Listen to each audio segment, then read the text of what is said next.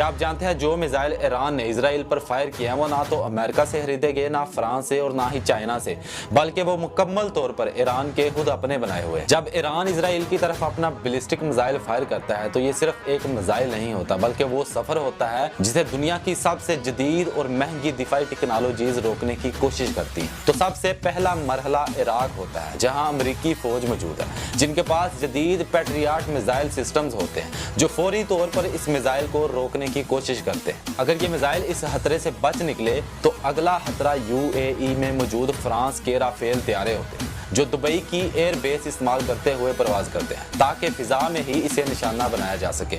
यहाँ से आगे बढ़ते ही मिसाइल खलीज फारस के ऊपर से गुजरता है जहाँ मौजूद होता है अमेरिकी त्यारा यूएसएस कार्ल विंसन, जिस पर नस्ब जदीद तरीन मिसाइल डिस्ट्रॉयर्स और सेंसर सिस्टम्स इसको ट्रेस करके मार गिराने की पूरी कोशिश करते हैं। खलीज फारस मशरक़ वस्ता का एक हसास समंदरी इलाका है जो ईरान और अरब ममालिक के दरमियान वाक़ है। यह हिस्सा तेल और गैस के ज़खायर, आलमी तिजारती रस्ते और अमेरिकी और ईरानी फौजी मौजूदगी की वजह से इंतहाई अहम और कशीदा है। यहाँ मामूली कशीदगी भी बड़े तनाज़े में बदल सकती है, इसलिए ईरान और इसराइल या अमेरिका के दरमियान टकराव का पहला मैदान अक्सर यही बनता है। लेकिन अगर ये सारी हिफाजती दीवारें भी काम ना करें तो फिर मिसाइल आगे बढ़ता है और पहुंचता है उर्दन की फिजाई हदूद में, जहां उर्दनी एयरफोर्स के साथ साथ वहां तैनात अमेरिकी फौज भी हरकत में आ जाती है। इस मरहले के बाद साइप्रस से बरतानिया की रॉयल एयरफोर्स के टाइफून और F-35 जंगी त्यारे मिसाइल को रोकने के लिए रवाना किए जाते हैं। जब मिसाइल इन सब